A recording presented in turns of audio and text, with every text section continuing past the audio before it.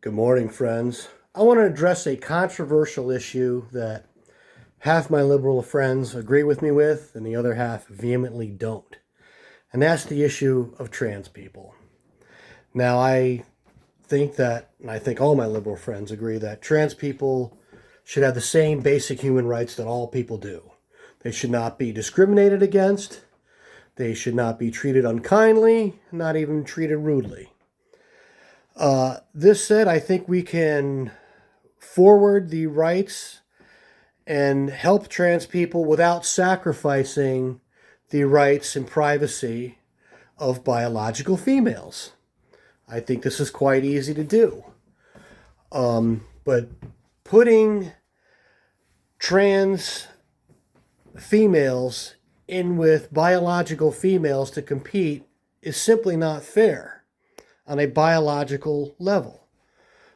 Men's bone structure allows them to be better athletes than women. It's not a question of hormones. Hormones help. It's like the cherry on the top of the dessert, but it's not the primary factor. The primary factor is bone structure. And you're not going to change that with any amount of treatments or hormones. So, this said, I don't think this is the hill to die on, my friends. And what we have going on in Maine right now, where the Maine governor is taking this big moral stance to, possibly have, millions and millions of dollars of federal funding denied by Lord Trump to her great state of Maine because she's willing to sacrifice the financial funding for thousands of children, and be it wrong. I think what Trump is doing is illegal and it's morally wrong. But to have that the hill to die on and to deny that funding for thousands of children so that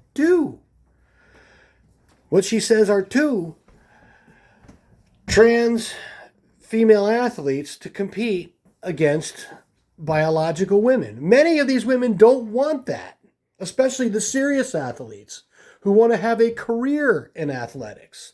They don't want to have to compete against other athletes who were formerly men. And many of them don't feel very comfortable changing in the same locker rooms as these athletes who often still have male genitalia. This is very uncomfortable for them. And notice this is a one-way street.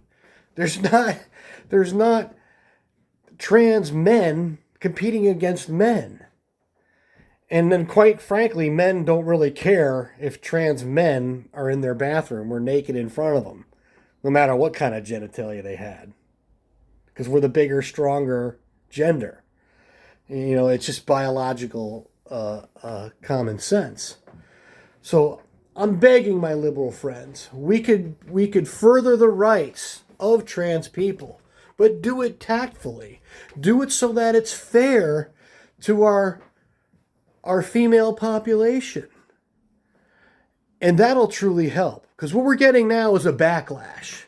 What we're getting now is not good for anybody. Except for these tyrannical, conservative monsters who want to just remove the rights of many people. But I think if we want to progress the rights of trans people, do it tactfully. Medical procedures should be done on people of an adult age. Exceptions being cases of hermaphrodism, truly transsexed people who actually need surgery.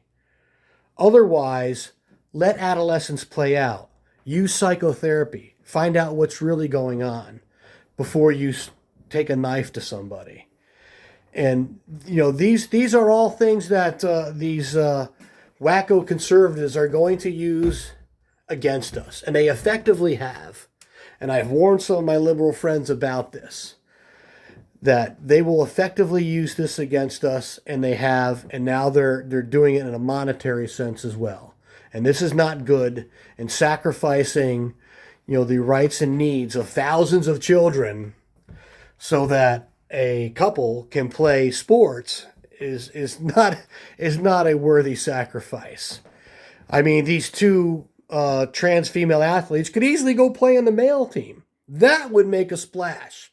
That would be a true social splash. That would make some waves. Peace and love, friends.